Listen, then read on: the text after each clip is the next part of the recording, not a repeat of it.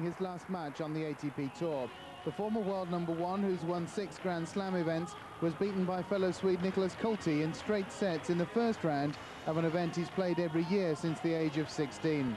Edberg has always been praised for hiding his emotion, but last night there was no hiding it after his last handshake at the net.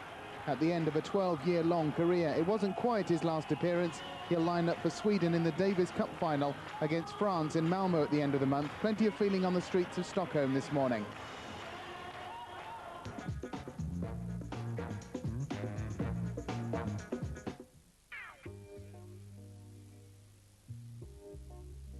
Stefan Edberg will live on forever, not just for his results of what he accomplished as a player, but for what he gave to the game. Ich hatte wirklich sehr große Matching über die letzten 10 Jahre. Stefan and I have a long history, and had a lot of very tough matches. Before being a champion, he is a great human being, and he could mix up these two qualities marvelously. It'd be hard to duplicate, you know, such a classy gentleman. You know, Stefan is a class act on and off the court. Stefan Edberg was born in Västervik on Sweden's Baltic coast on January the 19th, 1966. The son of a local policeman, his life has taken him to all corners of the world, and everywhere he's been, the ethics and manners he learnt in this small fishing town have impressed everyone just as much as his achievements. Chris Bowers has been talking to him about his brilliant career.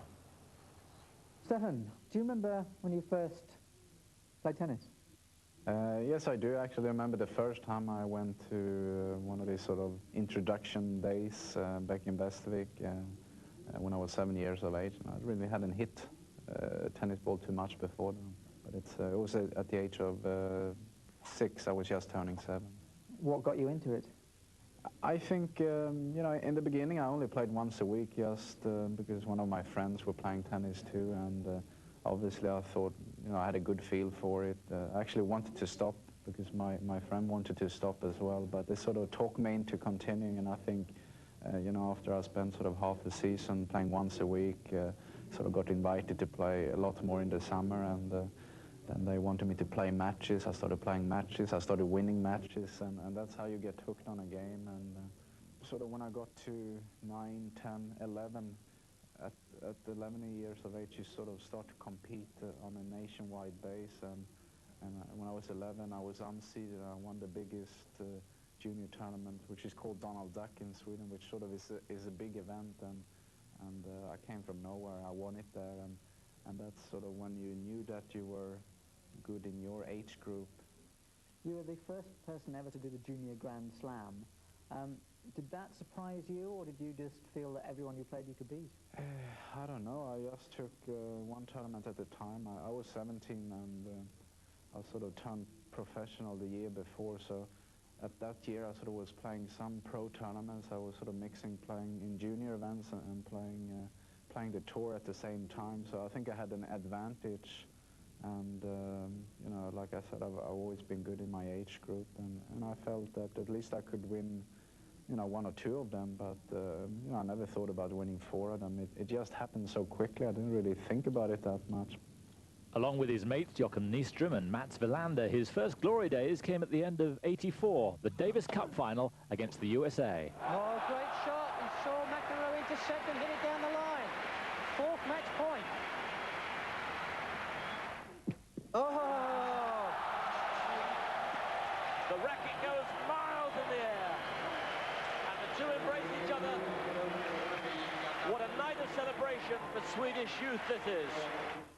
It was sort of a sensational match for us because none of us had won Davis Cup before. We were playing some of the best guys in the world, McEnroe, Connors, Fleming, McEnroe in doubles, and we sort of won the first 3 matches, and we were Davis Cup champions, and at that time it was huge, and it was a great start for me in Davis Cup. The following year, we in England saw him for the first time playing a young German named Boris Becker. Their careers would be inextricably linked for over a decade and provide one of the great rivalries in modern sport. Here in the final of the Young Masters in Birmingham, It was the youngster from Lyman who proved the stronger.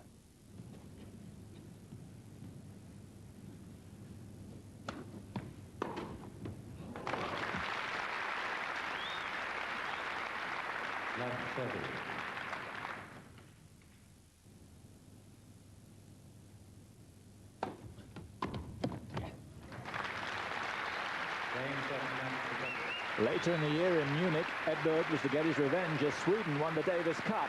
All their matches, though, linger in the memory bank.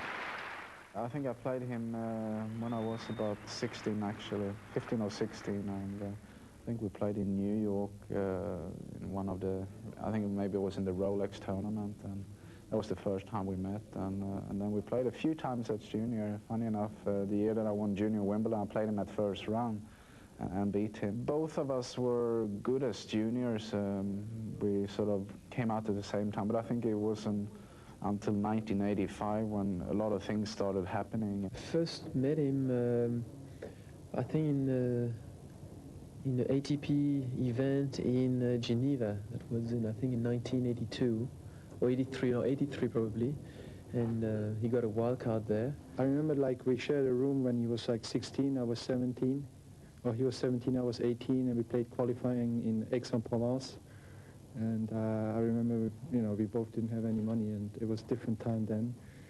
So the players shared rooms, and I think we stayed like for 2 weeks together. I think he was, unlike all the other Swedes, you know, he was really aggressive, and he was coming to the net, and he was volleying really well, you know, that was, you know, really unusual for a Swedish player, you know, coming after Borg and Wilander and all these players. Even by 1984, aged 18, he'd begun to win ATP titles, the first in Milan.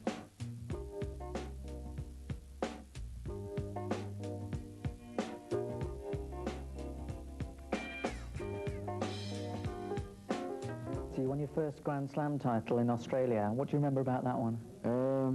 It was it's sort of a funny one because I really didn't play very well first week, and I was down 2 match points to Wally Masur in maybe second or third round. I was down a set and 6-1 in the second set tiebreaker against Matt Anger, and then suddenly in the second week I started playing some great tennis, and I played a good, great match against Ivan Lendl in the semi-final, beating a 9-7 in the fifth set, and ended up playing Mats, who was the defending champion.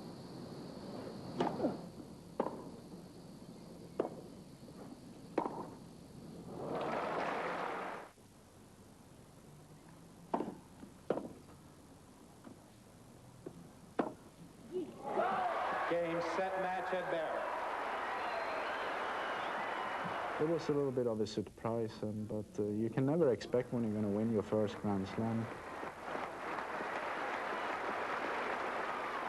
Even if the weather has been a little bit bad this week, I think I've enjoyed it so far because this has been one of my greatest tournaments ever. I've never been so happy in my life.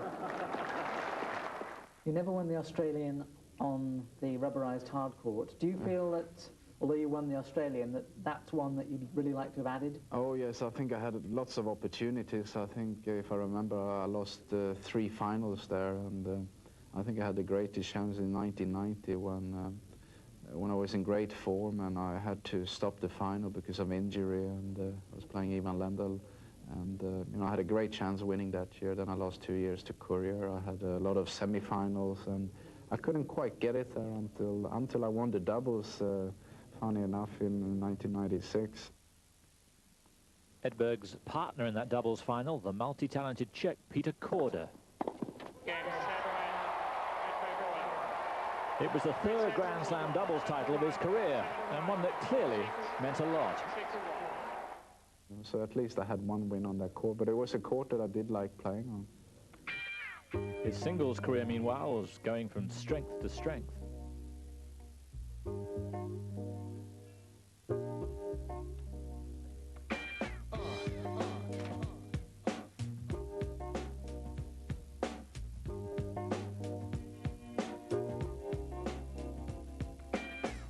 I had a pretty good year in '86 too. Was not as good as 1987, which suddenly became a very, very good year for me, winning the Australian Open again, and I think the standard at that time was even better than in '85, and I got off to a great start that year. I think I won 7 tournaments that year, and ending up being ranked #2 in the world, so it was a huge step for me.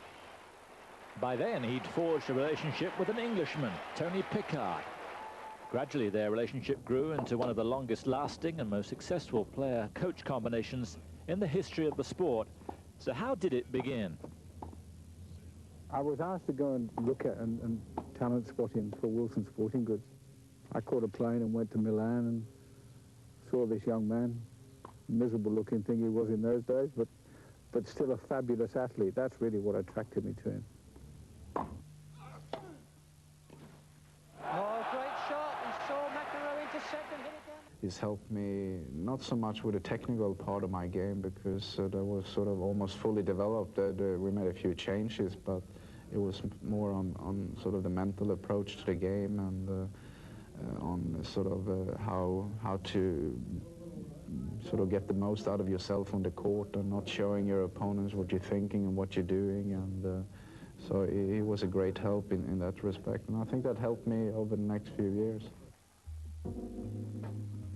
Always controlled, always impeccably well behaved, but underneath a burning ambition and commitment to win. It was a charming but deadly cocktail.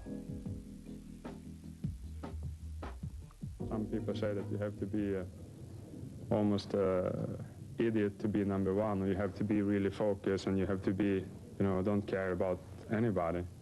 But I think Stefan showed that you can have your fire inside. You don't have to show it all the time and still be #1.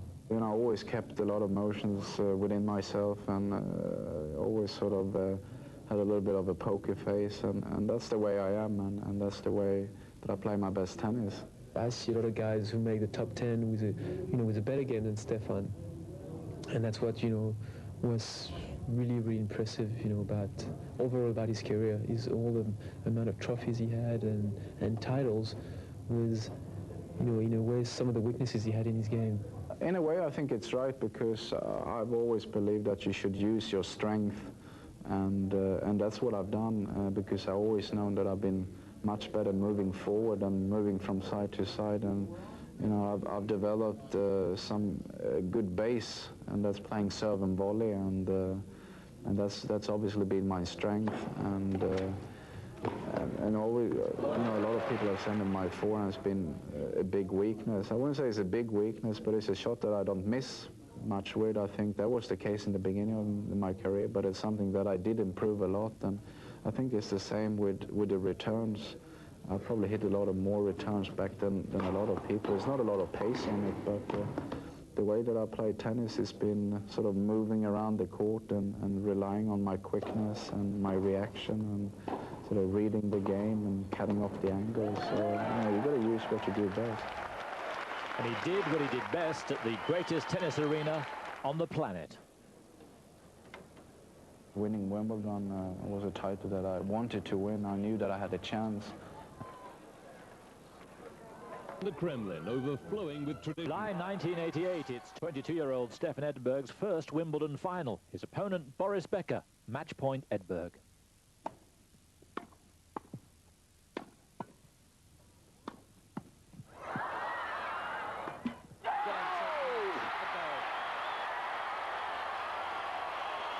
It's such a great relief when the match is over, and you know that final point is always hard to get, and I didn't really have that much time to think, because we're in the middle of the point, and he hit a shot which nearly hit me in the stomach, and it sort of got the top of the net, and I just fell back, and it's such a great feeling winning something that you want to win, and I think it takes time to sink in, but it's a lovely feeling walking around with a trophy on the center court and go around there. Once he'd reached the pinnacle, the titles started to roll in.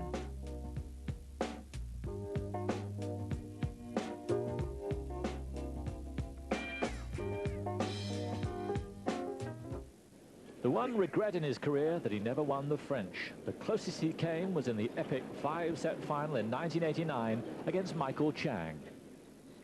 Didn't feel too bad at the time, but the longer the years has gone by since it happens, the more I think about it and what a chance I had to win that time.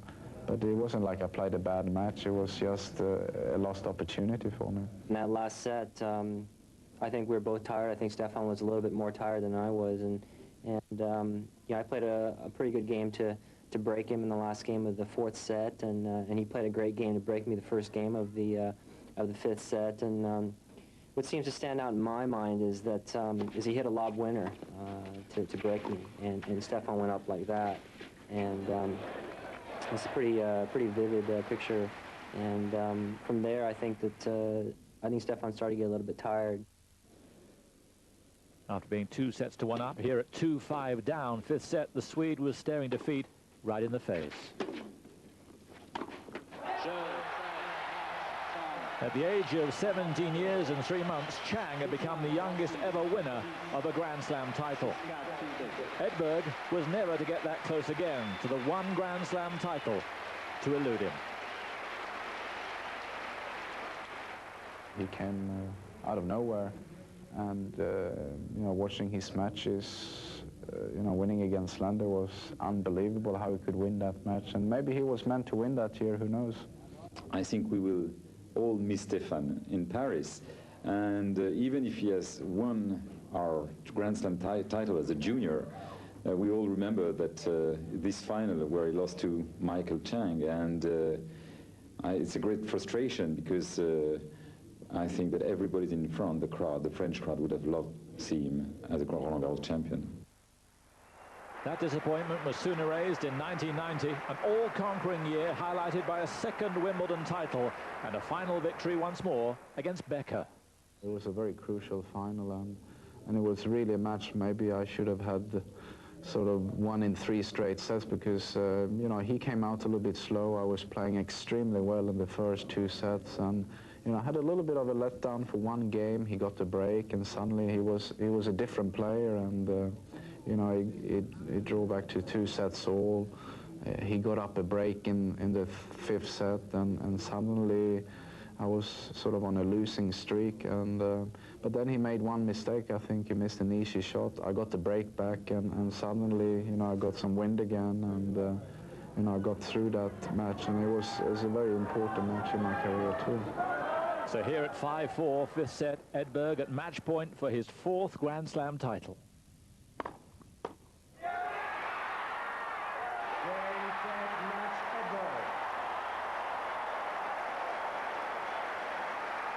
Becker had beaten Edberg in the '89 final for his 3rd Wimbledon, but by now, wherever they played, there was enormous mutual respect.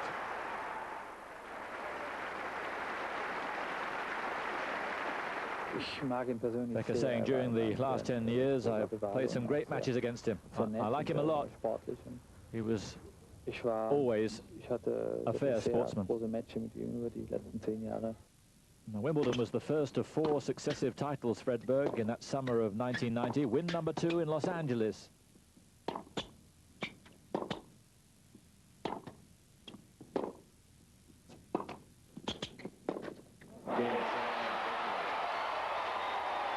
Some revenge then against Michael Chang.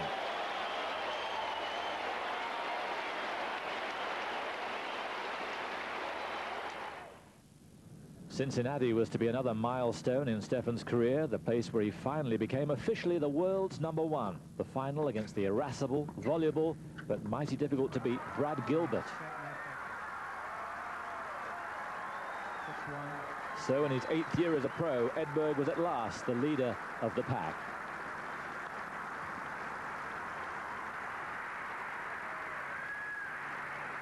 The final had been a breeze, but the man and his entourage showed their pride, but just as the man himself, were dignity personified.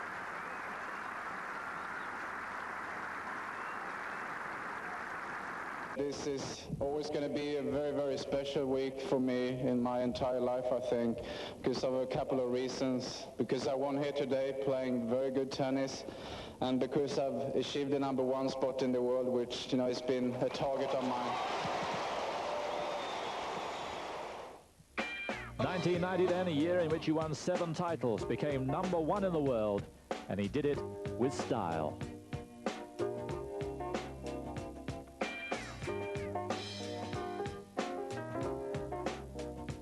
People may think that maybe he's boring and so on, but he has that humor that you're sitting there and once in a while it's a joke and you don't get it the first seconds, and because it's from Stefan, and all of a sudden you think, hey, what did you say? And he's like that. When you were younger, when you practice with him, I mean, you always been looking up to him, and he was your idol, so you were so pumped up before practicing, and you think it was so much fun, you know, just to meet him and to practice with him. And I mean, even now when you practice with him, you concentrate maybe a little bit more, and you still have a big respect for him. Next to succumb, New York. I felt that US Open was a hard one to win, especially with the conditions as they are in New York, and especially as they were, with having the airplanes flying over every 30 seconds. You have the hot dog stands where you can smell the hot dogs, you know, sort of coming in if the wind is then in that direction. It's very loud, very noisy. In 1990, I came in there having won 4 straight tournaments, and I lost first round. And next year I came back and I did something different. I sort of moved out to Long Island, stayed and rented a house and got away from the city, and that's really changed things. And they stopped the airplanes going over. I think that helped a little bit too. And in the final, Jim Courier was at the wrong end of what many regard as the finest individual display ever seen at Flushing Meadow. Game, set, and match, Edberg. The score, 6-4, 6-4, 6-love, his 5th Grand Slam title. Stefan played very flawlessly that day. I mean, it would have taken a superhuman effort on my or anybody's part to beat him that day. I just remember kind of a feeling of helplessness because everything he did was just magical that day. And those are days that we all dream about having, particularly in a Grand Slam final. And you know, I was certainly disappointed to lose that match, but I realized that I got beat by a guy who was just absolutely on fire that day. For once, it was proving difficult to wipe that smile off his face. Not there just for his victory, but for the way it had been achieved. That's probably the best match under the circumstances which I've ever played. You know, with pressure being in a US Open final, and I watched that tape, and I don't think I made more than 2 or 3 mistakes in the whole match. 91 then, another year to savour, another 7 titles.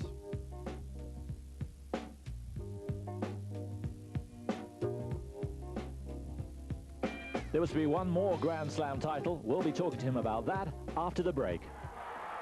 Looking tennis-wise, maybe the biggest achievement in my career. 1992, and Edberg hadn't lost the art of winning. The first title came on the clay in Hamburg against the man who succeeded him as Wimbledon champion, Michael Stich.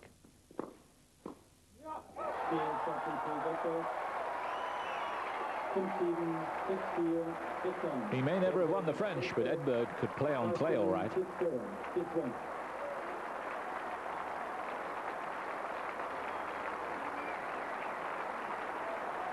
And he could certainly play on the hard stuff too. Match point here for his 2nd title of 92 in New Haven. Mal Washington, the opponent.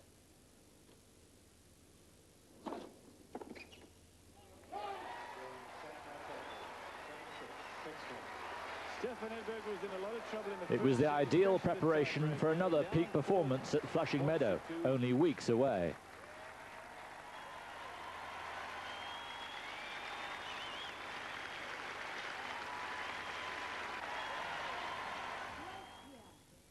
Meanwhile, one of the highlights of his year, indeed of his career, came when he carried the Swedish flag into the Olympic Stadium at Barcelona.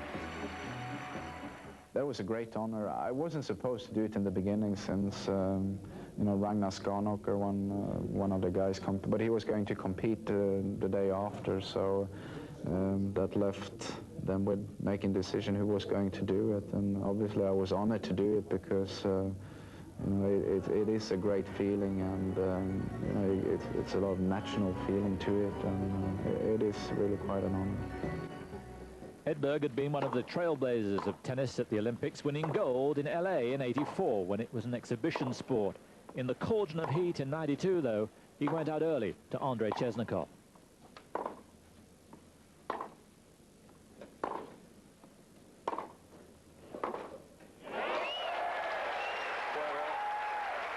It's been important to me. I sort of got involved in playing in the first event in 1984 when it was an exhibition sport, got a gold medal, had a bronze medals in Seoul, and was part of '92, which wasn't too successful, but you know, I've been part of the Olympics. It's been a great experience for me.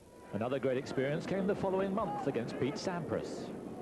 I played him in the final of the U.S. Open. I lost him in '92. That was the first time really everyone thought Stefan was a great player. He was down against me. He was down against Krajcik, Lendl, and Chang, matches he should have lost, and he came back and won. I played the longest match in my career in the semi-final on the Saturday against Chang. We played 5.5 hours, and I had to come back the next day to play the final against Pete Sampras. And when I woke up in the morning, I thought, I cannot play today because I was so stiff. But Sampras was, if anything, even more crocked. Here's Edberg at match point.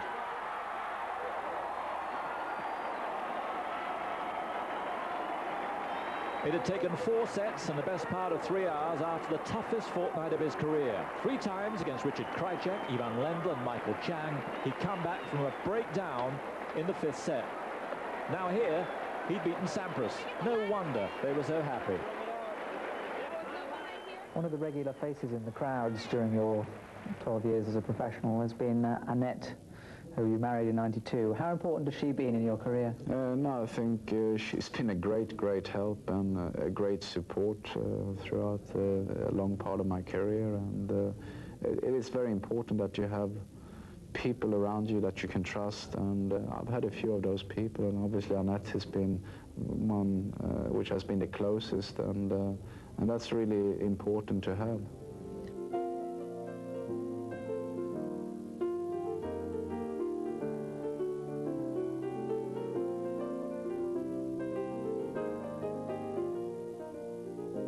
And now they have a daughter, Emily, who's 3.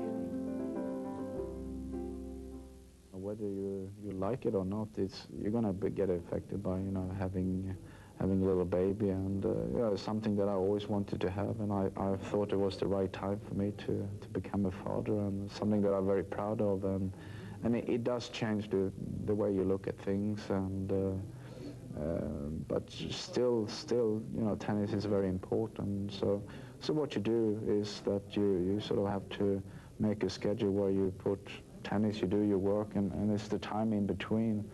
That's when you sort of have to give priorities to spend the time with your family. A family that's traveled the world with continued success.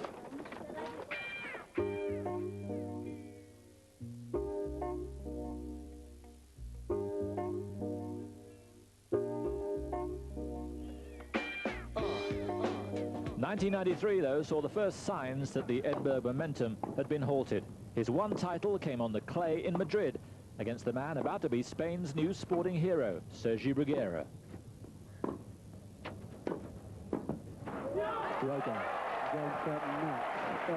Bruguera went on to win back-to-back French Open titles. It was Edberg's only trophy of the year. 1994 started in the desert, and promisingly too. Fun and games and a win in Doha.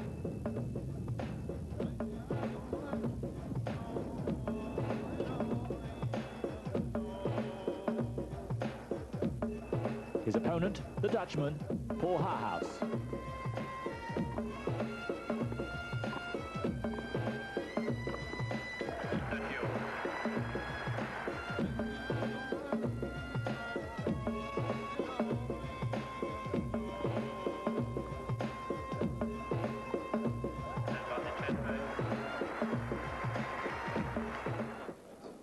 And in Stuttgart, he showed that he could still measure up indoors, even against the giant server, Goran Ivanisevic. The shots were all there, backhands of rare pedigree.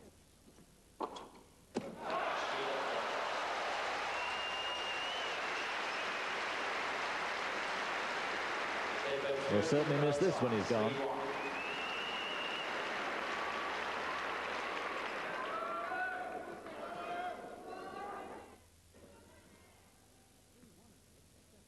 And a backhand volley that was working well too.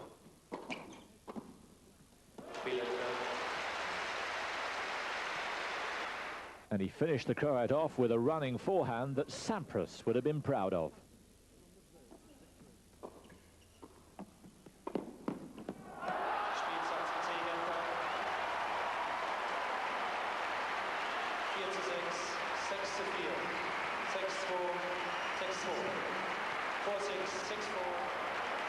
Title number 3 in '94 came outdoors in Washington. His opponent in the final, that gritty Aussie, Jason Stoltenberg.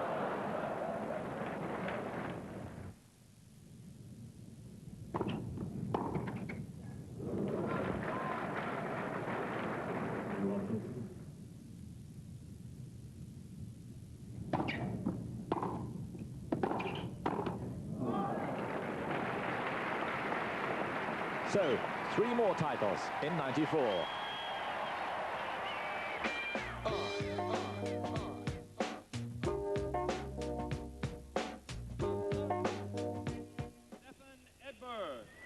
The icing on the cake that year, though, the trip to Moscow for the Davis Cup final. A key ingredient, this win against Alexander Volkov.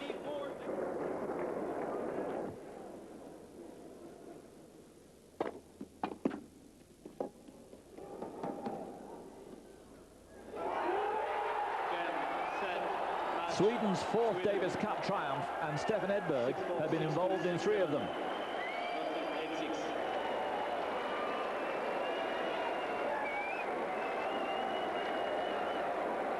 No wonder he was the center of attention.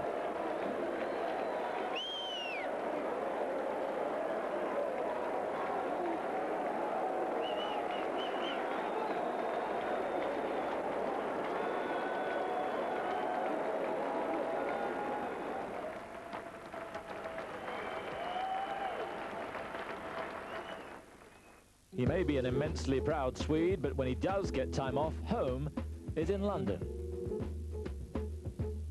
I spend most of my time in London when I'm not playing, and I come and practice here at Queen's Club, and I use the courts here, so it is very much like playing at home.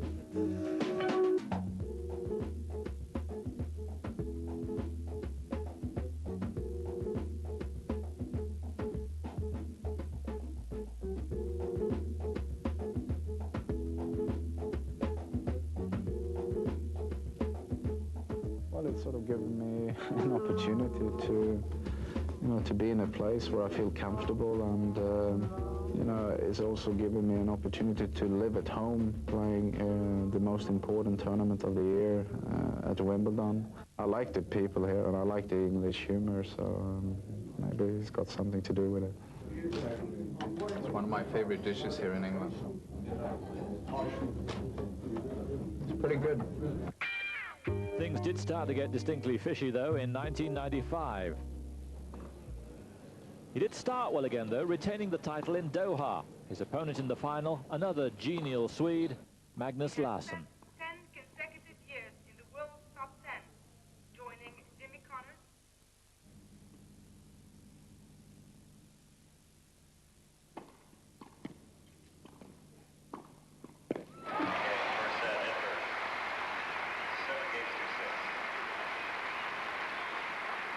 The first set had been a dogfight. The second, a good deal easier.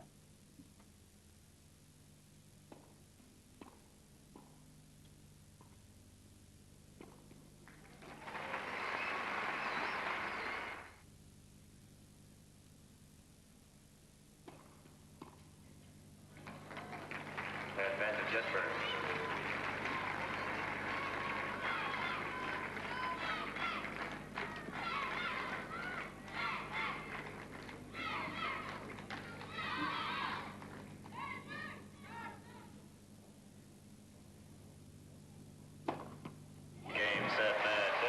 final score, 7-6, 6-1. 7-6, 6-1.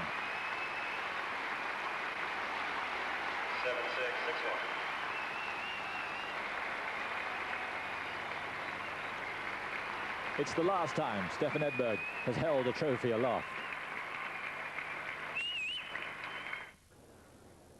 He did find some form in Scottsdale, Arizona, but then in the semi-final, he came up against Jim Courier with a score to settle.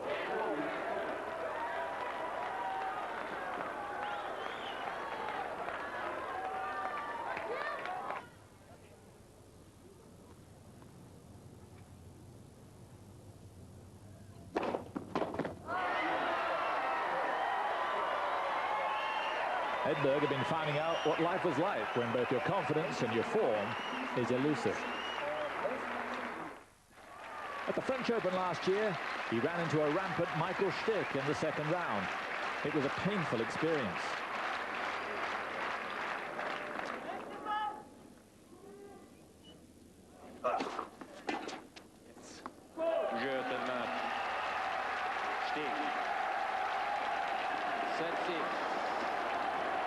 The final score, 7-6, 6-3, 6-2. A big reception, no reward.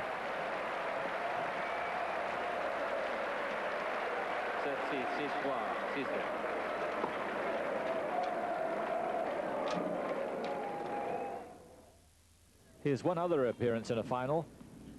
Last year came at Washington.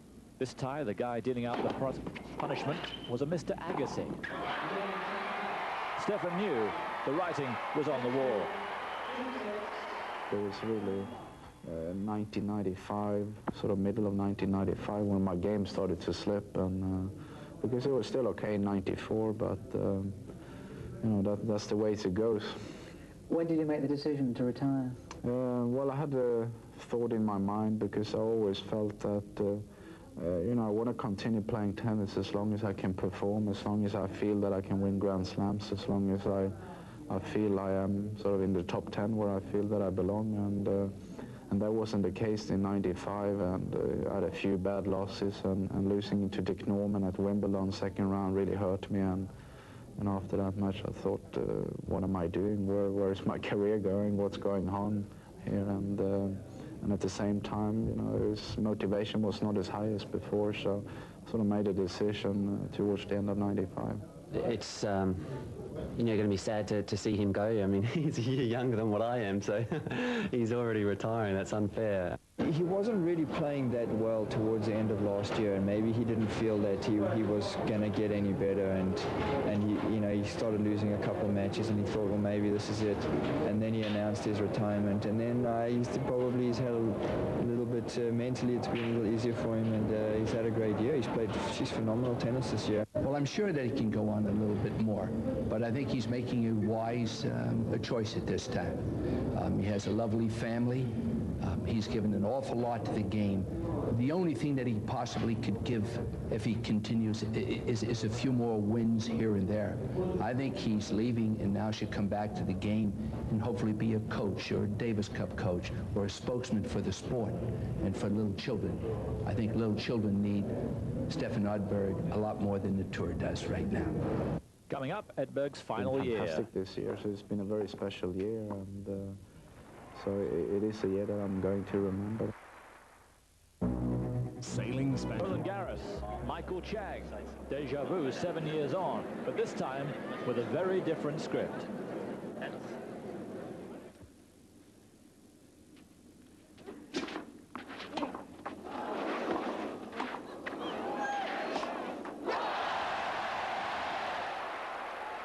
The crowd had come to see Edberg home, and they weren't disappointed. 4-1, Edberg.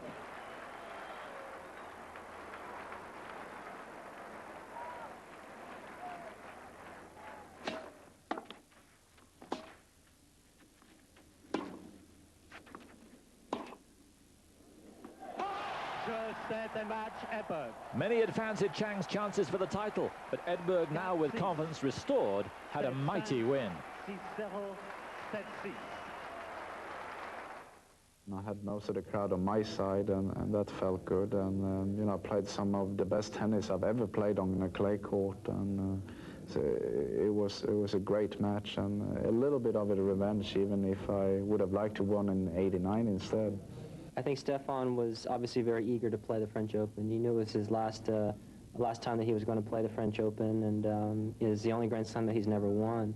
And I think to play me in that final tournament and to be able to come out and beat me, I think gave him a little bit of satisfaction, you know, because of the '89 final. So Stefan obviously played some great tennis, some very inspired tennis, and you know, on that particular day, it was just too good. Next round in '96, the last 16 against a very different physical specimen, Marc Rosset. It was a very different feeling. The crowd told him he may have lost, but he'd never be forgotten.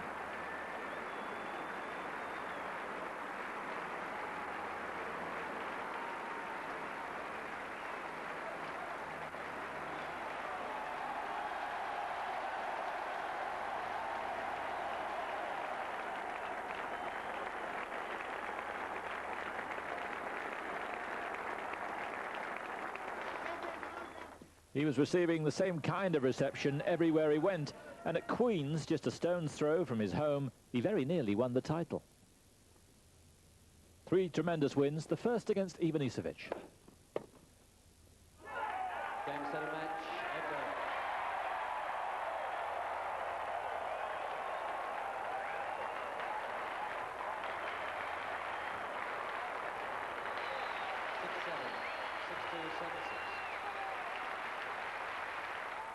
The second against the American, Todd Martin.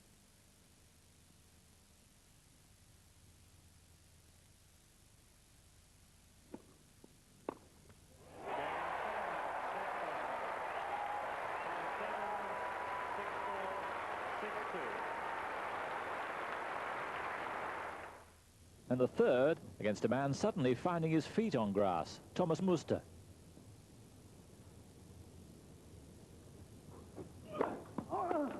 Game, set, match.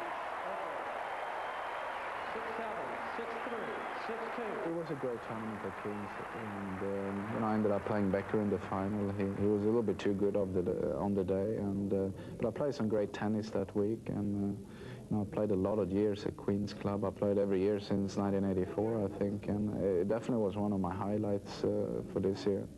The final was like rolling back the years, 2 class acts providing us with a match to savour.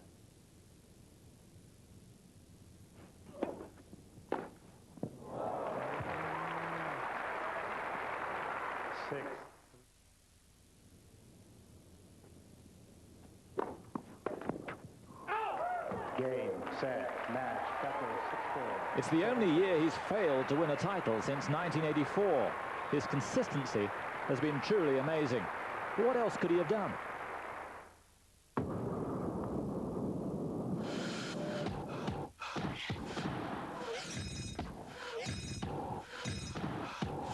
People ask me, why did you take up tennis when there are so many other exciting career options? Very good question.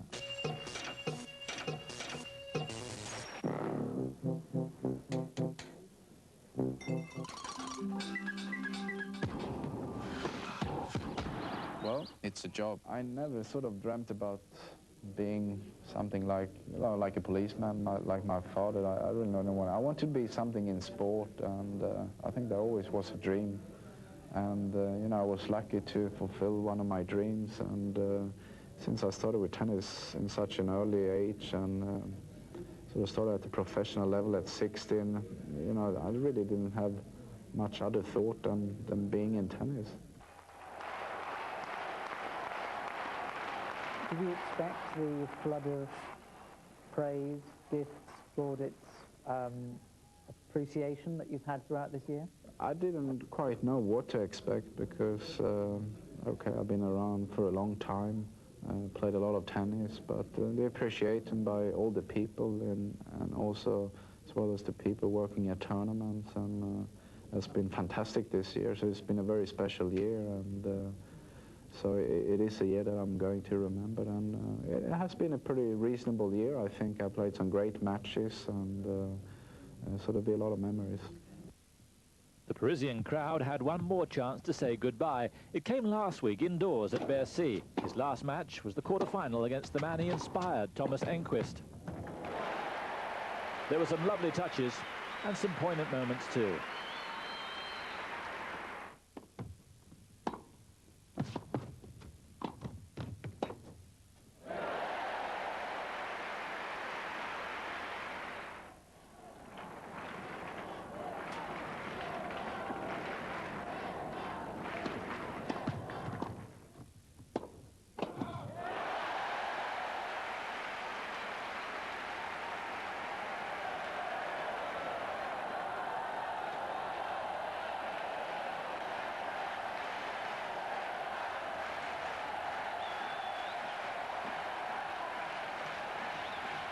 The crowd had given him everything, but in the end, Enquist was just too strong.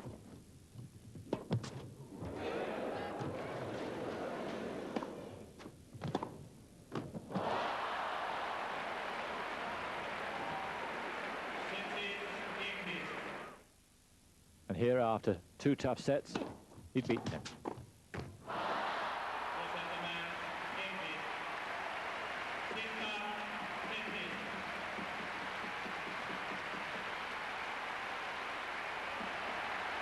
But the organisers made sure that Edberg didn't go away empty-handed. A replica of the winner's trophy and the cheers of 15,000 ringing in his ears. An amazing career.